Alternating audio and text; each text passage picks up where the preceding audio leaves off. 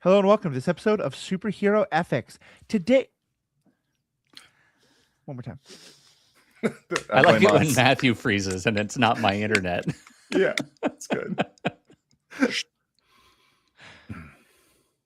Hello and welcome to this episode of Superhero Ethics.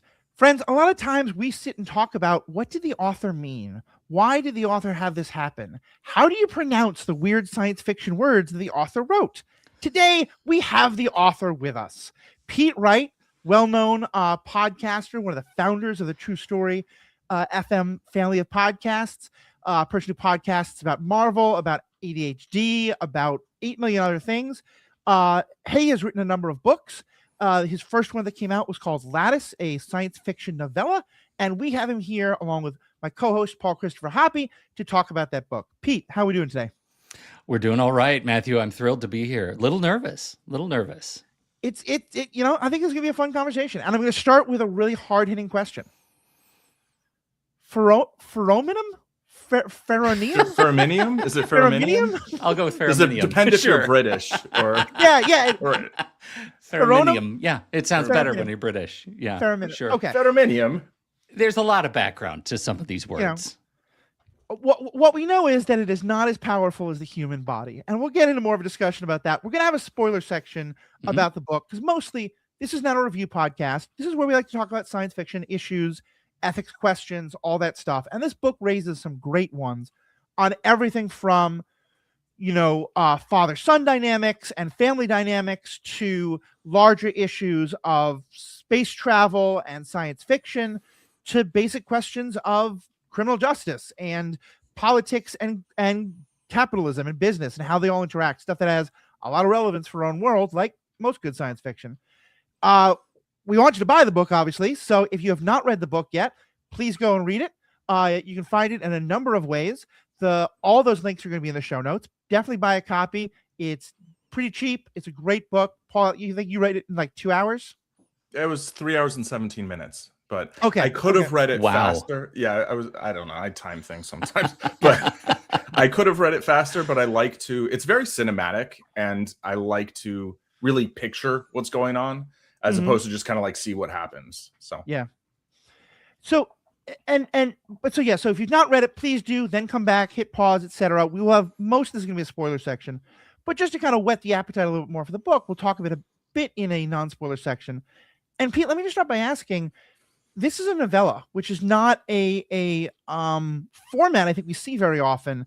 I would love to see more of them because it's a really fun read. And I think, as you said, Paul, I mean, it's a cinematic. You get the whole story. Why'd you choose a novella? Well, it was actually sort of a choice of necessity.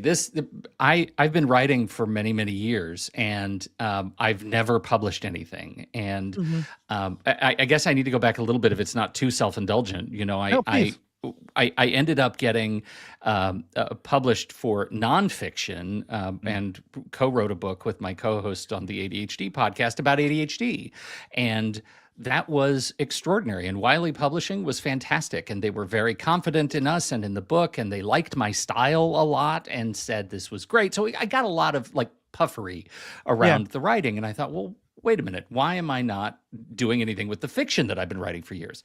Yeah. I'm on another podcast called Craft and Chaos with Kyle Olson and Ryan Dalton, who's a YA fiction writer in his own right, and Mandy Fabian. And they dared me to dust off an old project and resuscitate it and bring it to life.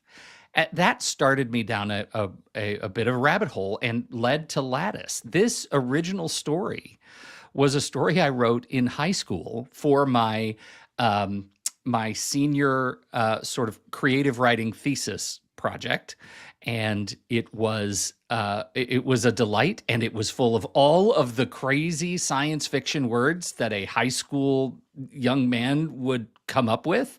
And so I spent probably 3 months essentially kind of rewriting it, keeping the stuff that I loved because it was part of my youth, and recognizing that it has all kinds of things that I might have changed if I didn't sort of love that guy who wrote the book originally.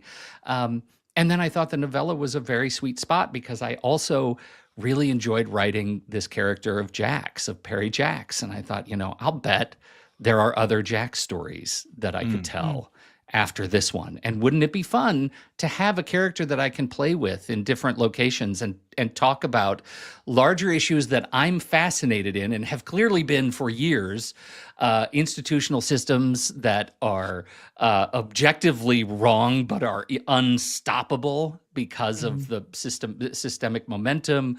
I just love all of those things, and so I figure these sort of short stories, character-driven stories, actually are a good tableau for these kinds of conversations. That makes a lot of sense in two ways. First, I was going to say it felt like a throwback to older science fiction, and in that, like, and obviously it's always interesting, like the 1950s idea of the 2000, 500 years in the future, they had never thought of iPhones, so they, Right. it's like hard to imagine, kind of like how the original Star Treks had monochrome screens because they just couldn't have, Right. they don't have the technology for it. But and so when I was reading it, I was kind of wondering, like, were you doing an intentional throwback to the science fiction of our childhoods? No, you just wrote it back. I wrote science fiction of my childhood. It's actually really funny. Like, there are little things in there, and I'm actually, if spoiler territory writ large, I'm working on the next Jack's book right now, and I'm really intentional about when they use paper. There is still paper on space stations, and that's important to me, right? Yeah. Like, I like that there is a broken printer under a clerk's desk. That makes me viscerally happy. Well, and I'm thrilled to hear that there's going to be another Jack's book coming soon, because this felt episodic in a way. And it's obviously a pivotal incident in Jax's life. It felt kind of like, the season 1 finale. But like I can easily see this being, that, like, I love Lawrence Block. I don't know if you read his stuff, but Matthew Scudder is one of my favorite characters, and he's a private detective. And in every book, there's a murder mystery. But mostly he's also a recovering alcoholic. He solves murders as a way to not drink. Most of the book is about him dealing with that while, solving a murder by the end of it. Yes. And I love books like that. I love, Paul introduced me to a TV show, but I know it's based on novels about character Sharp Rifles and all those, a character in Napoleonic Wars. And each story, there's some character development, but it's also just the story of the day. And so this feels like, as I said, like kind of a season finale, but an episode. And so I love knowing we're gonna get more of those. For sure. And when you look at Jax as a character, like, this is a difficult part of his life, and you might imagine that there are next chapters that deal with, why won't the systems that I'm a part of let me grieve? Right? Like, why does the system keep me living in such a raw, unsettled space? And also, I'm going to try and solve a mystery too. Yeah. Nice. Well, and I know we also had a couple, I want to mostly talk about those questions in the book itself. We'll get into those in the spoiler section, but Paul and I also talk a lot about the art of writing itself.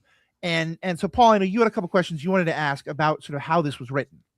Yeah, it was, why did you choose to make it a novella? Or, so Matthew just took my main question. And my other question was basically, well, first I just want to just say, I love a novella. My first, well, I did like a flash fiction folio thing. There's a bunch of really short, really weird stories that I probably wouldn't read, but I wrote them. And then the next thing was like a novelette, which is like, it's not quite long enough to be a novel, but or not a novella, but it's too long to be a short story. It's in this kind of like, because that was just kind of what the story asked for, in my opinion. And I think a lot of novels could, like, I would probably enjoy them more if they were novellas. And not to get into actual spoilers, but I did feel like each chapter had a clear purpose in the narrative arc, and it went like da, da, da, da, da, and there wasn't a lot of stuff that to me felt like a writer saying, oh, I need to stretch this out, right? Or I need to add, what we call filler episodes in TV shows. And so I just wanted to like appreciate the novella form and being able to comfortably read something in one day. I think there's a lot of value to that. It's like sitting down to see a movie that's not like a 4-hour movie where you're like, maybe we'll do half today and take an intermission. And so to me, it felt like the right length for the story, and clearly like there could have been more backstory for like each character and whatever, but it doesn't feel necessary. It doesn't feel like what the story needed. So I just wanted to appreciate both that choice, even if it was born of necessity, and just the format in general, and the fact that now that we read ebooks a lot more than just paperback books, it's easier to like, you can write a story whatever length and you just put it there, and then people can get it, right? As opposed to like the novel, I think is largely built around, well, a book should be about this thick so people can read the title on the spine in a bookstore, et cetera, et cetera, et cetera. Right. My other question was whether you're more of an outliner or more of a pantser, or like seat of the pantser, basically, like how much structure is there ahead of time. Here it sounds like there was like a deconstruction of the structure and then kind of like a that's exactly how it happened, was figuring out what was the story as I found it, that had been first printed on dot matrix paper. Yeah. Nice. Right. On that I had to tear apart. And as I was rewriting it, figuring out like, what is it that this wants to say? Why did I, as a high school student, pick something like deep institutionalized violence as a story that I felt I needed to tell? Yeah. And I feel like the world sort of grew into that choice even more adeptly than I feel like I could have expected. Or wanted, maybe. Or wanted, for sure. I am usually a pantser. I usually just sit and write, and I'm a huge fan of National Novel Writing Month. May it rest in peace. Yeah. That actually helped me. Like this, what you see in the era of Pete right now is a clearing of old creative debts. I've got a number of books that I'm just polishing and publishing, and I'm really excited about doing it. And so, but to your point about pants and plants, I definitely disintegrated Lattice and outlined it and rewrote it. And the next book is meticulously outlined because I now have a vision for an arc. Like, where is this going over not 2 books, but like 6? Yeah. When could we package it as a compendium and have a complete reading experience where you can read a whole story in a day and then come back and know that there's another story to come? That appeals to me. That's like, I love those books. For sure. I love collections of longer short stories and things I can invest in, but also know that I can finish and go do the dishes. Yeah. Well, especially because this is hard to talk about with spoilers, so I'll leave most of this for the spoiler section. But you wound up creating a world where like a new thing is introduced in this book that obviously is going to be a big part of everyone's life going forward. Yeah. And so I think it's going to be a wonderful way of setting up the scenes and stuff. The questions of like what you wrote in the past, what you wrote today, allows me to ask the one last question that we will before we go into spoilers. And because when I was reading this book, I was like, okay, I see a theme that is clearly influenced by something that happened recently, and I love it, and I love this repeat. And now I'm wondering, did you predict this, or did you let yourself be influenced by it? Because the opening scenes of the book are our hero, who is a private investigator and does other things related to that, including bounty hunting. And so it is space bounty hunting. And I couldn't help but being like, when I first read it without knowing that, I was like, oh, okay, this is one of the things that the kind of fiction we're going to get in a post-Mandalorian universe. I love it. and so I'm wondering, did you have the idea of, I'm sure other people have too, but of like bounty hunting in space long before Mandalorian, or did that show up a little more in the rewrites now, in part with that fellow in the helmet in your mind? Oh my God, he froze. I'm back. I wanted to make sure you got to the end of your sentence. I think I know where it ended. I'm going to tell you, maybe it was influenced straight up by Empire Strikes Back, right? That's when I was writing this story originally. So fair. You actually asked a question that is more prescient than you know. Wow. Yeah. So it was someone in a Mandalorian helmet. It may have been somebody in a Mandalorian helmet, but not that one. Yeah. Which is kind of exciting. I've never actually thought about that. But no, the bones of the story that are in this book are the bones that were written. The character was there. Right. Yeah. Well, it's interesting. I'm glad that we're able to talk about how the bones of the story crystallized for you. Because Well that's played. gonna be a I good noticed that. reason I think Paul noticed that. Cheers. We're with you. Cheers. I wasn't trying to hide it at my girlfriend's sister's apartment. Pun intended. It's a line early in the book. It's fantastic. Yeah. Hey, we're going to move now into spoiler sections. So if you haven't read it, again, please check the show notes. Pete, I think you have a website. They're just like, It's Pete Wright, right? It's me, Pete. It's me, Pete.com. Great website. Yep. Okay. I've got my books and my writing there. So yeah, it is. It'll be in the show notes. I'll say also in the show notes if you want to support other authors. Our own Paul Christopher Hoppy has a book out. Zen Madman's Friday Night is My Monday Morning, Volume 1. It's a great collection. That is brilliant. It's a mouthful. Oh, okay. Thank you. That's a freaking brilliant title. I want to call it FNM to the power of 3, but I was vetoed on that. Yeah. But there we go. We had to lay some rules. Both are great. All the ways to purchase them are in the show notes. Please do so. Entering spoiler section in 3, 2, 1. I don't know if Soylent Green is people, but alternative energy is people. For those of you who haven't read the book, but are hopefully are still going to, but just want to hear the discussion, I'm going to give a brief summary of the plot. Pete, of course, jump in with like, no, that's not what actually happened. We basically have 3 stories happening around the same time that all come to intermingle. One story is that there are people on a spaceship who have, they're kind of doing deep mining activities related to the power source in this universe, in this galaxy. And one of them has had their arm turned to crystal through kind of weird exposure to metals and lights and things like that. It's not quite understood. And they're on a ship that it turns out is going to self-destruct. And there's a beautiful scene where the characters all learn that this is going to happen and they kind of face the death together. That was the thing Paul was talking about the first time. We then later go back to that same ship and see the same series of events through a different character's eyes, a character who actually is responsible for the destruction of the ship, and we find out why and how he got lied to and all sorts of stuff. So that's one plot line that's happening. A second plot line is the story of Jax, who is kind of living in a kind of hard scrabble life in a hard scrabble space station.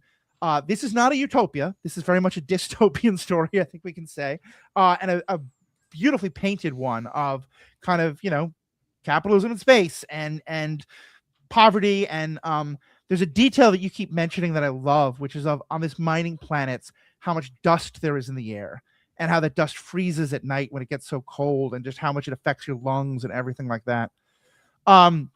But this character is in part living this life because he has a very rich father who he's estranged from for a number of reasons.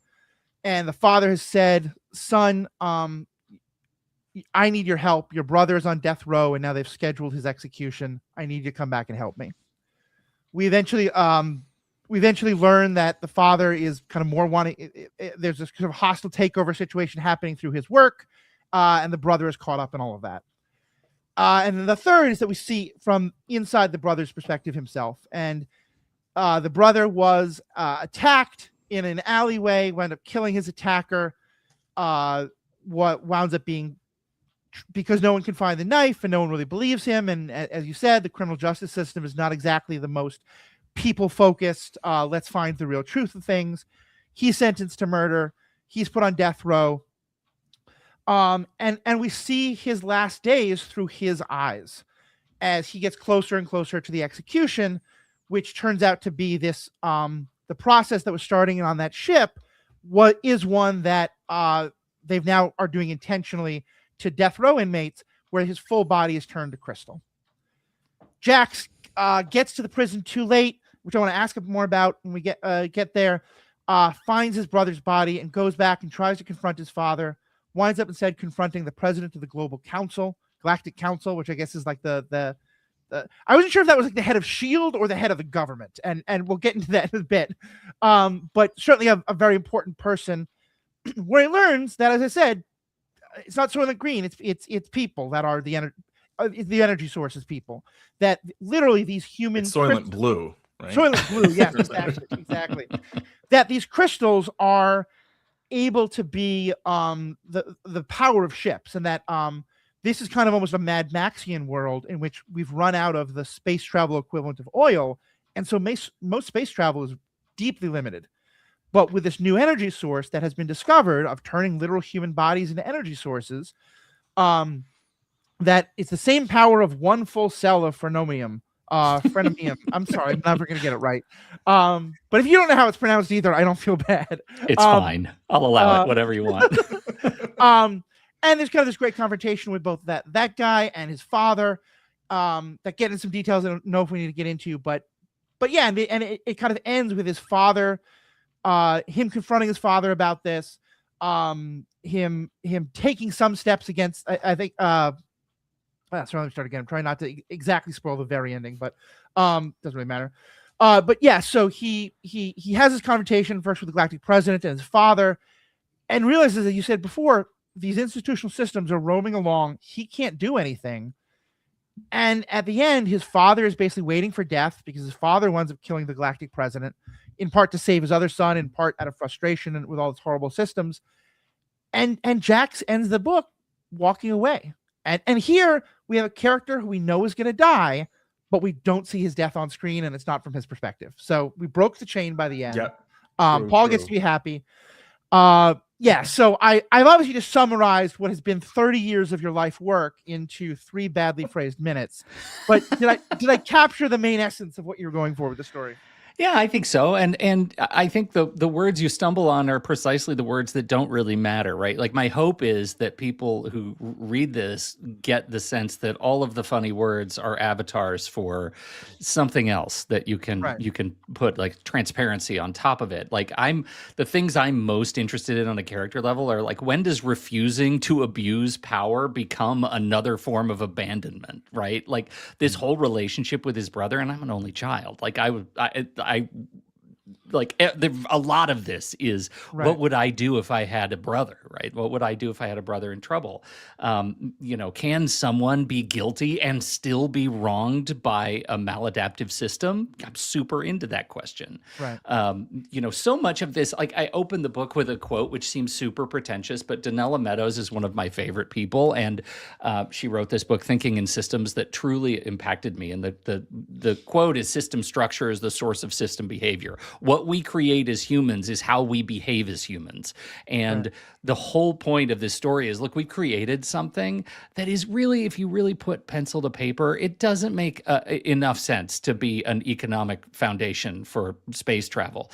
But it sure does to look at how, wrongful incarceration and the death penalty will be used improperly going forward, right? Like, that is the central question to me. What are the systems we put in place that incentivize the wrong thing? And I think Jackson and Leroy and Demetrios, like, they're all, like, just vessels through which to address that bigger question, hopefully in kind of a dark, fun way. I mean, one of the things we're dealing with right now is that our prison system has figured out that slave labor is useful. And it's quite literally, you can force people in prisons to generate value through their work. And I love that your book kind of turns it on its head, which is saying, what if, because there's a couple times it's mentioned that he's on death row, but in a way of, like, they'll execute him when it's useful to them. Yes. And it's what, life with the possibility of death, which is such a twisted sentence. Right? It's like, what is this? And that's literally what happens, is that they eventually figure out, oh, wait, he is worth more to us dead than he is alive. And you a couple of times you say that, like, he's worth a full year's labor to create this. It was worth 250,000 credits to create the cell that his body can give the equivalent fuel to. And it's so chilling because you say those things in the people who say it are saying it as just their numbers on paper, but it is literally ascribing value to a human being's life in a and it's a planet's year's labor, right? Yeah, it's the labor of an entire planet, not just like a person. Because look at what this one action is able to unlock in terms of economic value of transport across an entire system, right? There is that question of, like, we'll get your value out of you, and institutionalized labor becomes, we'll get your value out of you whether you're alive and working or not. right? Yeah. We have ways now to unlock. Like this is somebody's LinkedIn profile says unlocked value after death, right? Like I came up with the system that you could see somebody being proud of that, and that just makes my stomach churn. So yeah, it had to be a part of it. Well, and I guess that was my first questions was, because one of the questions I'm always, whenever I read science fiction or watch it, like I love it, but I'm always wondering about that technology further. And one of my thoughts was the death penalty side of it. Once we know there's value in a dead human being, we want to make that happen. Mm-hmm. There are other stories I've read of a completely different variety where it is not, like Speaker of the Dead by Orson Scott Card, one of the sequels to Ender's Game. And he's an author, obviously, who's done a lot of personal things I have problems with, but I think some of his early books are fantastic. Some of his later ones he puts a lot of his politics into. But Speaker of the Dead, I think, is one of the absolute best. And one of the conceits of it is that they go to an alien planet where when a person dies, when a person is getting very near death, they kill them as part of the, like, we're accepting your death. I think that, I don't know, I haven't read the book in years, but like the point is that eventually you get a dead body that you plant a tree through, because the idea is that as their body decomposes, it's going to nurture this tree, rebirth, renewal, and all this stuff. But then outsiders look at it and think it's horrible. Mm-hmm. And, if you told me that actually we could take dead bodies and use them to solve the energy crisis and let people choose to do that, I don't know if I'd say that's a bad thing. And the way you set it up is like, in your world, as you would understand it, would people be able to volunteer this at the time of their death? Is it just that it has to be while someone's still kind of young and healthy?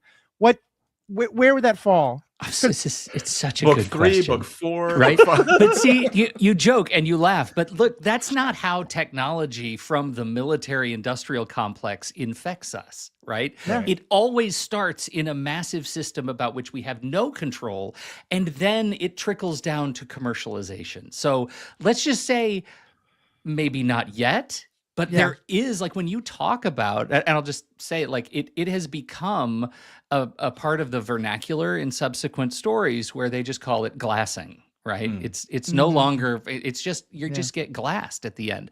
So so there is this sort of kind of insistence that the technology is moving down from this horrible thing that we can't stop, and it's becoming a thing everybody uses. Matthew, have you heard of AI? Once or right? twice. Like, there is this industrial use brought about by ideologically questionable means, and suddenly, when the world gets value out of it, it becomes something we just stop questioning. And that is the system here. Like, I didn't mean it to be that parallel, but I didn't have a choice because we do it all the time. Yeah. It's just what we do as complex human organisms. And this is no different. And I hope the extreme is just something that allows the point to be driven home a little bit more clearly. Very much so. But yeah, I was really thinking in terms of just a running thing about, like, Jack's wondering whether he will use this energy source, and like people around him wondering he's not, and that's being such a great callback. But yeah, I love that you're considering already these questions of how would it start affecting others, and that becomes a whole other series of commentaries and ways, and that, I'm one of the biggest. Paul, I've been running over you. I want to make sure you get in here to ask some things too. But like, I have been one of the biggest proponents there is of allowing people to choose the time and place of their death. Yeah. I think you live in the state, I believe, that actually has legalized very much so euthanasia and things like that. And as much as I think it's a great thing, I also know that, I don't ever want someone to feel coerced into that. And you hear these stories about perfectly well-meaning situations, but where, like, the family is talking to grandma about it, and in the discussion somewhere, sometimes brought up in really obnoxious ways, sometimes just because grandma knows the truth, is if she chooses to do it now, she saves her family a huge amount of money for the next year. And in the situation like this, I can imagine, like, in the glassing world, it's like, well, grandma, we can hope that this 5% chance of chemotherapy works. or you can be glassed now and send your great grandkids to college. I think it's even more diabolical than that. Like, you can imagine an entry level sales guy coming into your house saying, you know, I work for John Q Mortuary, and you know, one of the options that we have now is this brand new thing. It's called glassing, and it's painless, and you can do it whenever you want. And maybe you should consider doing that now. And the proceeds from your glassing become part of your estate, and JQ Mortuary gets a cut. We now have economically incented the engine of constant death, right? That we and that is, I think, I mean, I just recently had a family member pass away, and the death industrial complex is a real thing, and the salespeople in times of grief are taking advantage in many ways, and they're doing so sotto voce and leaning forward, but it doesn't at all distract from the fact that they are taking advantage, and this becomes a part of that system. Yeah. Well, so going back to when you wrote this book, you and I did a whole 13-episode podcast on parenthood, where you've mentioned, you know, you and I talked about having, you know, being sons having issues with our fathers. And so I'm certainly, as everyone knows, teenage boys are the ones who are most likely to have healthy relationships with their parents. So I'm sure that had nothing to do with you writing this at that point. But I'm kind of like, one thing I love talking about is that people use science fiction to get people to think about issues. And I think we've talked about that's clearly a part of what's going on here. If someone had asked you the day you wrote this in high school, all right, so what do you want someone to get out of it? What's kind of your understanding of the things they want to, you want someone to think about differently in their own world after they read your book? Matthew, that was a long time ago. That's fair. I think if I were to put myself in those shoes, I think I would have said, I want my teacher, Colin Chisholm, fantastic writer in his own right.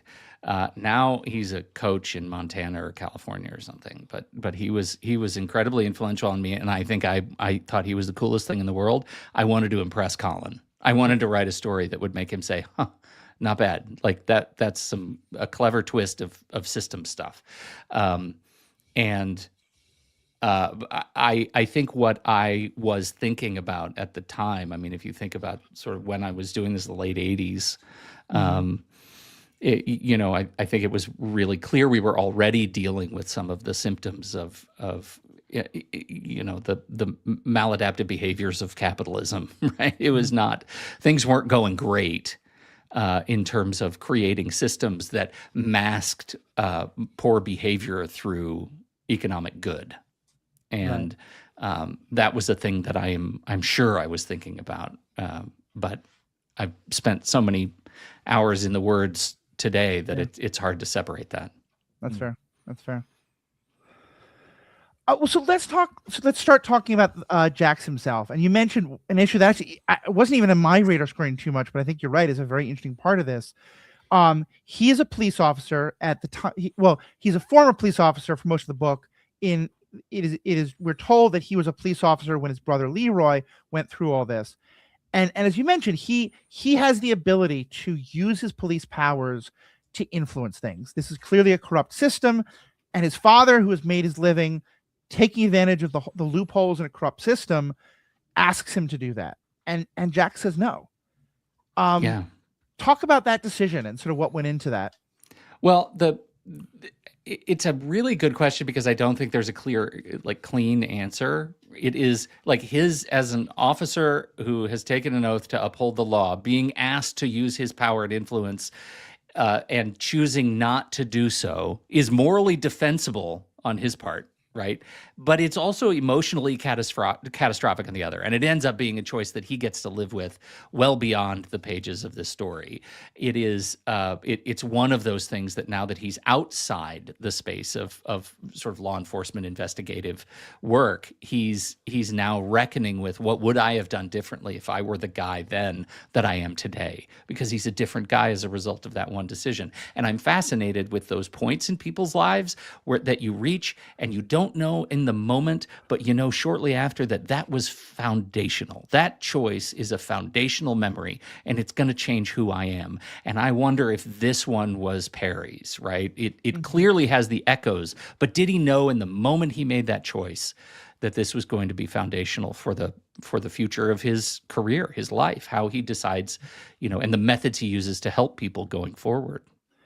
You use incredible imagery all throughout the book. I think it's one of the best parts of your writing. And there's one moment that I think the word is crystallized, which is now such a weird word in this context, but to me really crystallizes that whole thing, both for Jax and for his brother Leroy, which is you talk about that at the moment that the sentence guilty was read out, that Jax starts to lean forward as though he's going to stand up, but stops himself.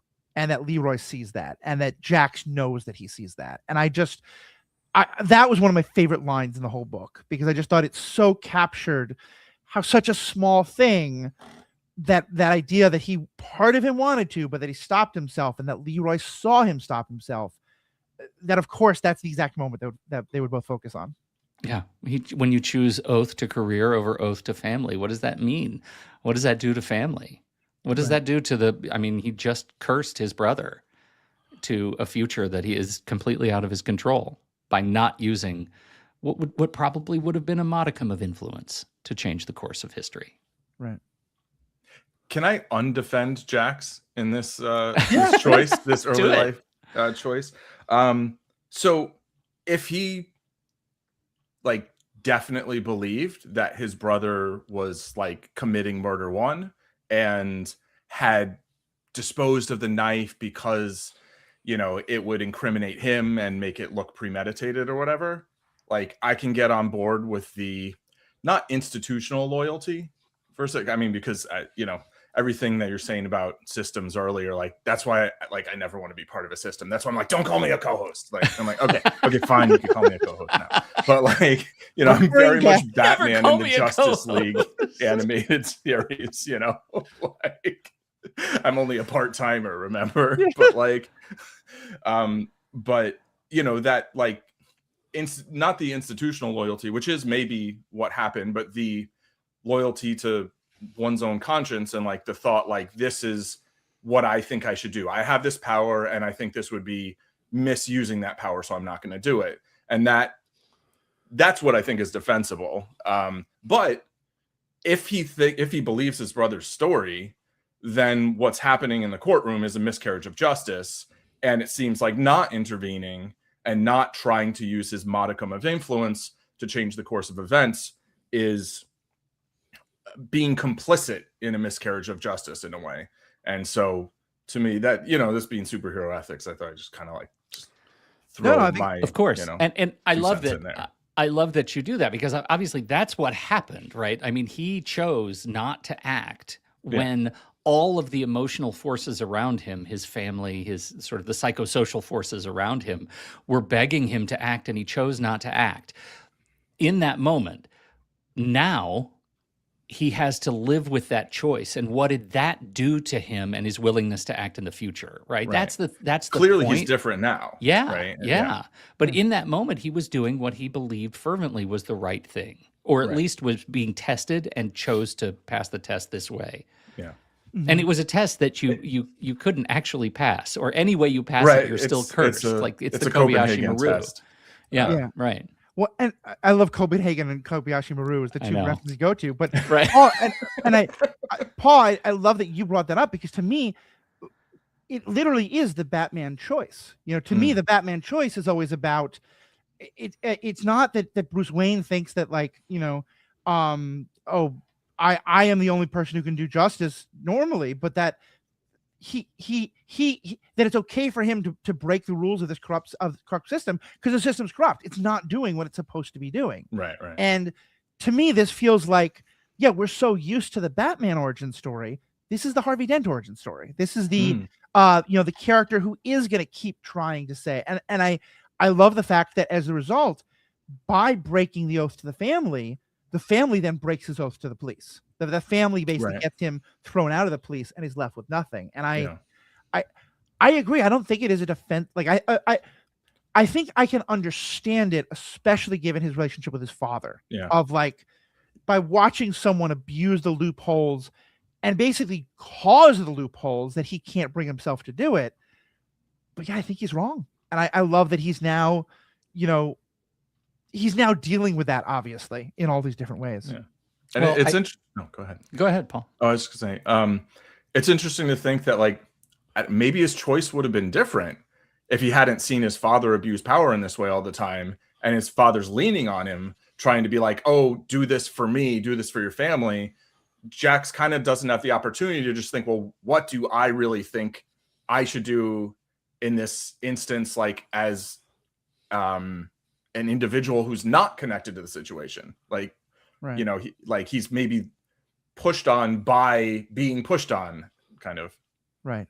Yeah, I think that his dad is the other interesting. Sorry, it's like the punchline to that ethical question, right? It's a guy that his role model is a guy whose major ethical failure is that he can tell himself that any choice is justified because it serves some larger end, right? It's family, it's business, it's survival, it's progress, it's whatever it is that meets the end justified the means guy, and he's kind of a caricature of that model.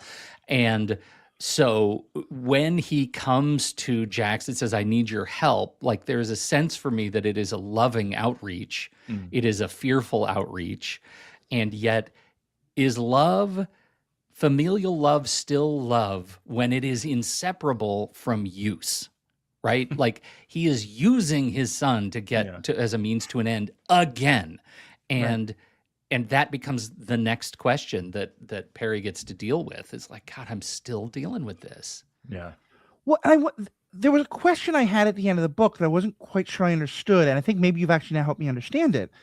Because one of the things that so part of it is that Perry at some point leaves, in part because he's fed up with his father, but in part because he believes that if he leaves now, he's going to get to the prison in time to see his brother before the execution. They've been told it's 30 days and thus be there in time. When we then go to the prisoner, he does get 30 days, but he's executed before Jax gets there. And I was left kind of wondering, like, what happened? What was the miscommunication? And is part of the idea supposed to be that this was one last time where Jax put too much trust in the system?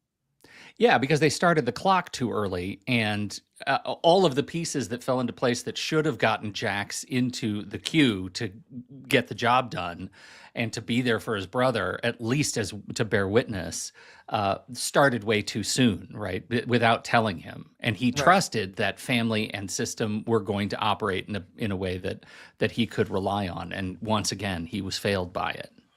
Yeah. It's kind of interesting. I'm very curious to see where the books go, because I can see this becoming a very kind of like dark, gumshoe, jaded hero. I think this could also be one hell of a villain origin story for Jack. Oh no! I don't know if that's where you go, but like, oh no! tear it all down. This is so wrong. Well, what do you mean villain? That's a hero you just described. What are you talking about? Right. I just think story. There's a punchline to the whole thing, which is like what does ethical action look like when the day is truly not savable? Right. That's interesting to me. And I think that's how ultimately that's kind of how the book ends. The day is not savable. It's very dark, and he flies off into the proverbial sunset. So, it's kind of what are you going to do? Things happen. Well, and I think that's part of why, and I'm not going to question aesthetic choices here. So, Paul, I fully respect what you don't like. I think, though, that's why for this book, opening with the point of view of characters who die is so vital to the way the book plays out, because it is uncomfortable. And there's a part of me in my head that's always like, okay, like on some level, I always want to know that the words I'm reading, someone had the chance to write them down. And so you're like, well, if this person died, like, how are we reading this? But fiction, that's the whole point. It's also third person omniscient, right? It's not first person. Yeah, it's not first person. Yeah, that's very true too. But I think by hitting us with that, because because it is not a very used convention in fiction, or at least maybe I am not reading as much as Paul is, but I kept waiting for the miracle save. I did not believe, even when you got to 30 seconds, I was like, Pete, what are you doing? Where, how is someone going to save them in 5 seconds? Oh, okay. Okay, now I know. So I felt like that was a really effective way of starting with like, this is not waiting for Superman. There is no hero coming to save the day. And I think the ending would have been a lot harder if we hadn't had that, you know? It is. I want to respect Paul's position and maybe add fuel to his position, because I also recognize, and I don't want to, I'll paraphrase you, Paul, and you tell me when I lie, that one of the things that you dislike in narrative fiction is when you are witnessing people who know they're going to die and then they die. Yeah. Is that a fair way to put it? Yeah, that would basically be the main thing, especially when they are killed by another deliberately. Yes. If they're sick and dying and they know they're dying, that also fits the criteria, but it's a different flavor. And so I'm going to say I wrote it and I agree with you. Like I find it very disquieting when that happens, and especially so when it becomes a narrative rug pull. Like it is very much a rug pull, because you feel like you're supposed to get to know these characters in chapter 1, and by chapter 2 they're all dead.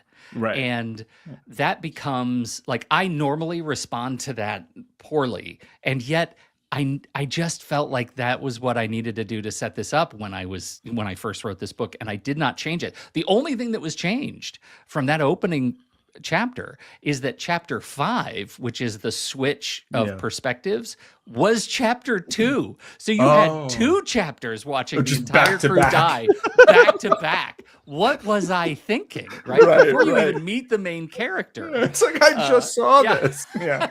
And any other convention, chapter 1 would have been a prologue, which would have told you this is outside the main narrative. But because I went back to it in chapter 5, I felt like I had to make it a part of the mainstream. Right. So I recognize it. For me, that disquieting part is kind of, I like reading it back on my heels a little bit for when I settle into who the people are that I'm going to follow in chapter 2. So, I made that the Demetrios choice, which was it served an end. Yeah. So that convention that you, I think, summarized pretty accurately, or not, I don't know, whatever you want to call it, thing that happens in narrative fiction. It's something that I just generally don't enjoy, right? But what I do appreciate is that when you make that chapter 1, like, I know what kind of book I'm reading. For sure. And this is kind of what Matthew was saying, I think, where it's like, I wasn't expecting Leroy to survive. Like, I was like, he's done, right? This isn't a book where Jax is going to show up and rescue his brother. It's just not that kind of story. Yeah. And where in the end, I was like, he might just get shot in the back by the president or the whatever of the Galactic Council, right? Like that. This is a story where that's on the table. And it reminds me of something Matthew said about Game of Thrones, which is a show that I stopped watching at some point when I was like, wait, I'm not actually enjoying this because it has so much of specifically that kind of thing. And all the things you hate, right? all the things. But like in the first episode, the most kind of relatable, heroish kind of character kills somebody who like did something fine, but he thinks he's lying about it, so he murders him, right?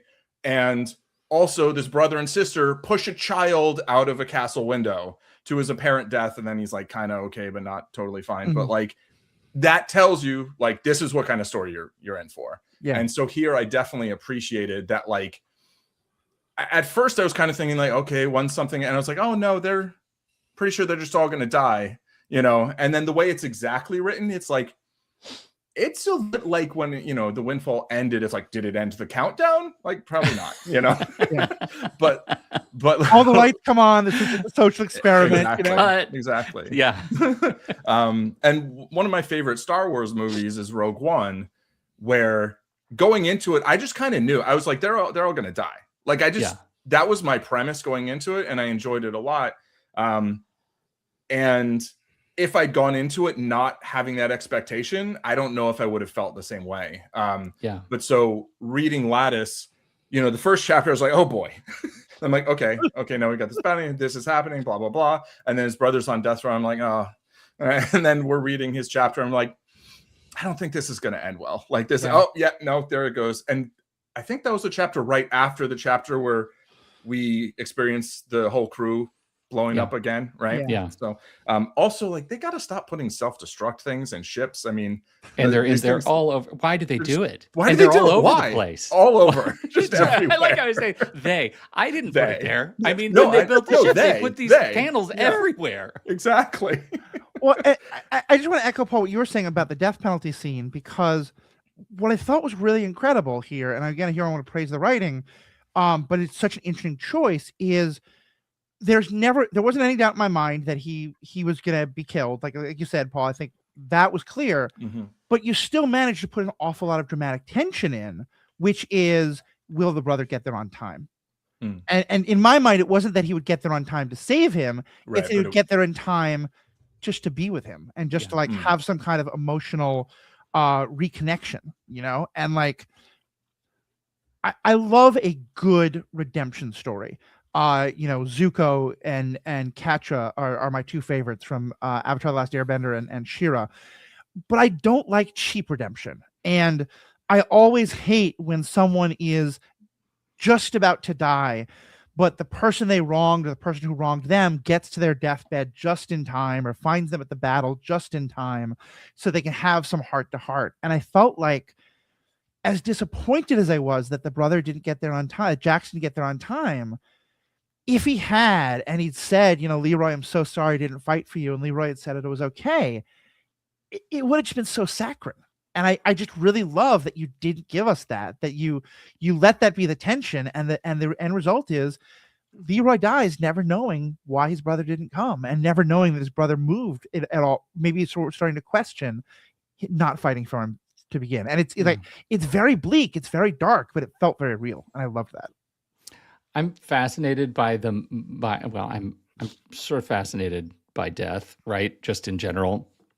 And our experience of death. And I wanted to kind of be with that moment. Like, had he been sort of rescued, even emotionally, right? Then Jax would have sullied the moment of Leroy passing and the moment of experiencing the machine. And that was important to me. On some level, is that he is like, he has his buddy on staff, right, that he's had these moments with, and that was one of my, like, the 30 days chapter where you get this sort of relationship it was really like, I enjoyed being a part of that, like writing that, because you know, because it just was Leroy adapting to this universe where he's probably not going to be saved, and he gets to get to the moment of being put into the machine. And I guess I kind of personally needed that. I needed to bear witness myself to what was in my head. There was a like therapeutic feeling to it for me, not like personally, but like I felt like I was experiencing kind of what you're describing, like through the writing. That's a relief. And through and through Leroy's experience, you know, his like ultimate acceptance of just like, this is, you know, what is essentially, and then what isn't. Yeah, I have someone who we're not very close anymore, drifted away, but someone who's a very close friend of mine when I was in seminary, who decided as kind of a spiritual practice to start visiting an inmate who's on death row, and he's continued that for many, many years. And I want to send this to him because I feel like there is so much this has to say about that whole process, and the whole process of a government deciding that they can decide who gets to live and die, and how you walk through that. And I'm just kind of curious, how did that, especially written as a high schooler, it feels like it's an issue you have so much insight into.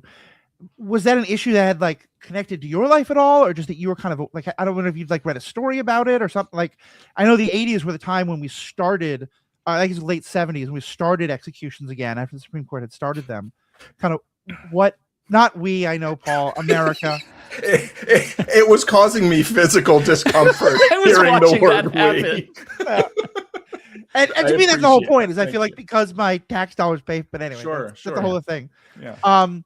But yeah, talk about kind of how that issue became something you wanted to focus so much on. Oh, I'm a Stephen King death row kid, right? Like I'm a Green Mile Shawshank kid, and I think those stories, you can't help but thinking about the big the big issues when you read those stories, because Stephen King is so adept at turning those big issues into tiny horrors, and so I directly pay great respect to those stories as the one, and the Green Mile, and like those are the stories that are a Green Mile and Dead Man Walking, and all of those stories that were happening kind of around the time I was thinking about these things are directly inspirational to just the way I think about death row, and how, and just its it's sort of grand wrongness to the universe, and so I think the book itself is super interested in how easy it has become for societies to make violence administratively clean, and the more procedural this process is, the easier it is for each participant in the chain of violence to feel like the moral decision wasn't theirs, it happened somewhere else, and the distance from violence that the administrative state has made capital punishment is massively existentially insulting. And so there's a line by the president who said, "This is an execution; it's manufacturing." Yeah, and I thought that's so. Yeah, hear that. Yeah. Even just the phrase capital punishment, it's so it sanitizes. Yeah. And even the death penalty, to me, like, undersells, like, it's a government deciding to murder people and claiming that it's doing so in some, greater good, whatever thing. But it's all of the phrases that people commonly use, I think, are very deliberately designed to kind of wash away the horror of it, really. I'm a Ride the Lightning kid. That's my, Metallica, electric absolutely. chair. So, Well, and I think that gets to part of the sort of villainy of the story that I'm so interested in. Like, it's not, I don't want any of the evil doing to feel mustache twirly. Right. So like, this is a board meeting, right? All of the bad happened in a procurement meeting, and or a court order, or there's definitely facility upgrades that we get to talk about. I think widening the hallways so you can push the the cargo, the product down the hall more easily. And that is so much more terrifying to me, right? The mundanity of Yeah. Well, and so let me talk. We're already at an hour, and I think anyone who's heard any of us knew that getting the three of us into a podcast was not going to lead to one of the shorter episodes of Superhero Ethics. But I want to kind of ask about the one more big issue that I thought was important, and let Paul chime in with any last things before we wrap up. We've talked about the father-son and the abuse of power. We've talked about the death penalty and all that. And obviously one of the other issues that you're really commenting on is fuel, and sort of what are the things, that in the world of today, where I thought you were writing, but it was also even in the world of the late 80s, the late 80s was a time when the Mad Max movies were coming out, which are dystopian future movies about a world where we've run out of gasoline.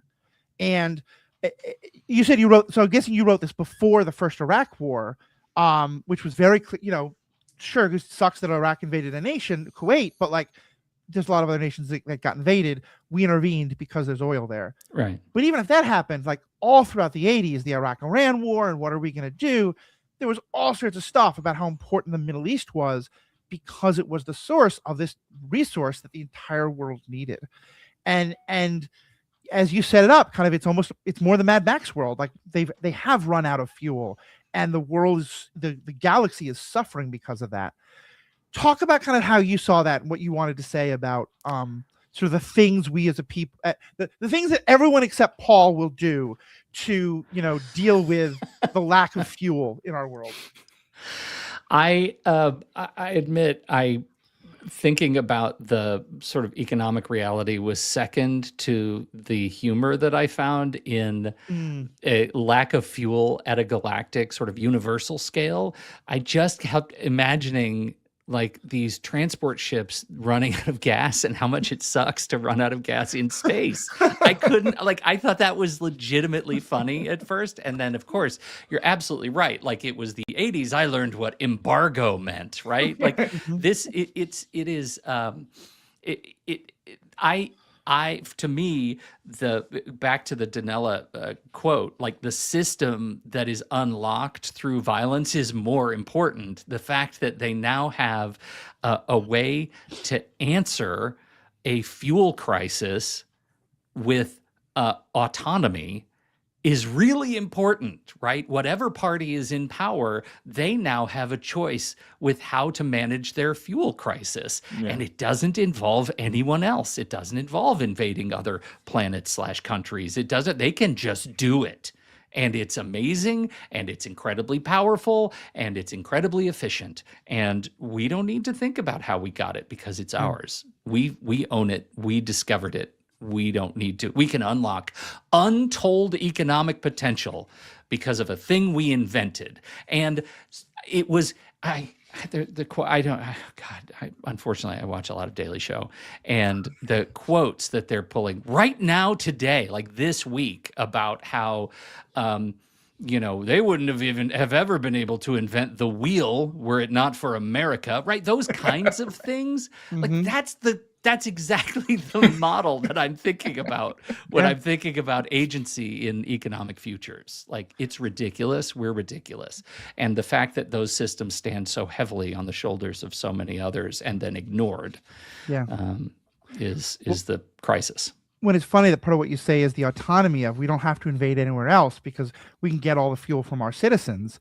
Yeah. And of course, the first thing that occurs to me is the minute those citizens get mad, you say, all right, let's get it from someone else's citizens. Right, like, I mean, now we are back to conquering someone, so you can give all them the death penalty. And I will say another parallel that I have to recognize is Cory Doctorow and his latest, not even latest. The guy is so incredibly prolific, but his book Enshittification, documenting what happens to platforms over time as they increase power and agency over their users, and that is that it. I'm thinking about that, right? I'm like saluting that model when thinking about what happens when corporations and corporate governance allows us to take our users and turn them into fuel for economic gain. Yeah, that's basically how social media platforms function, right? You are exactly how social media platforms function. And exactly that is that they give you a system that you never knew you needed before, right? And they give it to you relatively cost-free. There's no advertising at first. There's no spam, and they're filtering. Fee. Yeah, and they're doing a pretty good job of filtering out the hate speech and the harassment. And then they just start literally upping the price, but also upping the enshittification, the terribleness of more spam bots and more ads and more hate speech and all this stuff. And you're like, but I can't let go of it. I need this product. And 5 years ago, we never heard of it, or 10 years, whatever. And in the same way, it's like today, none of us are like, oh, I need space travel. I need to go to all these planets, except for rich billionaires. I mean, it'd be nice, I think, eventually to get beyond Earth, but like, we don't need it. But the idea that like, you would just get so used to all this interstellar travel or interplanetary travel. And then someone says, okay, well, we know how much you like it. You have to kill people for it. Yeah. Well, it's like if you live in Manhattan without a car, you're like, I don't need a car. And then you move somewhere else, you get a car, and you're like, I could never live without a car. Exactly. Yes, that's exactly right. I rented a car for a weekend in Manhattan, and now suddenly I better look for permanent parking space. Yeah. I'll just spend an hour a day looking for a spot. Yeah. Yeah. I grew up in Manhattan. I was very proud of the fact that I didn't really get a driver. I got a driver's license when I was 18, barely used it. Had to get one again when I was like 26 because it just never was a thing for me. And then I moved back to New York, and I intentionally found a place where I could get decent parking that was far enough out into Brooklyn because and now I go back and it's same like I live in a house that has maybe 5 times as much space as the New York apartment where I grew up in. And plenty of parking. Yeah, plenty of parking. You could park several cars in and around your house. And it's still cheaper than an apartment. Right. Sure. All right. Well, Paul, all right. Well, Paul, I want us to start wrapping up. And what are the last things you want to ask about, either in terms of the story itself, the ethics, the writing? Oh dear. Let's see. I think I asked my main writing questions. Yeah, I guess in terms of other stories, like you were talking about having this kind of backlog, right, of things that you've worked on over the years. Very relatable, by the way. Do you have a bunch of other stories that are in the pipeline and coming soon? I think there's one that is also available. Yes. Yeah. So Another one. So this Lattice I released, and I'll, again, not that anybody's interested, but just kind of my thinking. Lattice was very much an experiment for me to see if I could go through the whole process, if I could have my beta readers give me enough feedback, get a line editor, and do the work to make it actually a book, and take advantage of the fact that I live in a time where there are no gatekeepers to getting books on shelves. Like, that is extremely exciting, and I feel incredibly blessed to be here now. And so I did it with Lattice, and I feel like I was very lucky to be able to do that. I have since then released my first full-length novel, which is called Onset. It is the first book in a trilogy, and it's a YA, guess what, dark thriller crossover, and it's about kids growing up in a foster system, and they have some potentially unique abilities, and guess what? Whenever kids show adults something beautiful, the adults turn it into something dark, and so that's what Onset is about. And it's my first full-length novel, and so far it's getting some pretty good feedback. I'm really excited about having that out there. So my entire plan is to release, an Onset I wrote for my kids when they were like 9 and 13. So that was 10 years ago, and it's a story for them about them, and and they loved it. So I thought, well, I'll share it more broadly. So that's out. The next Jack's book is going to be out in a couple of months, and it's going to, it stays in the same universe, obviously, but it moves the ethical question forward. I think if Lattice is about hidden horror becoming visible at systems levels, Rollback is very much about what happens when that horror kind of becomes our infrastructure. And so, and it is another kind of, season of Jack's. Right. And I'm very excited about it. So this is the era of releasing old creative works. Awesome. Jump in, Paul. The water is very warm. Yeah. Go ahead, Paul. Yeah, I have some that I think I will put on my website that people can get, like a package of my.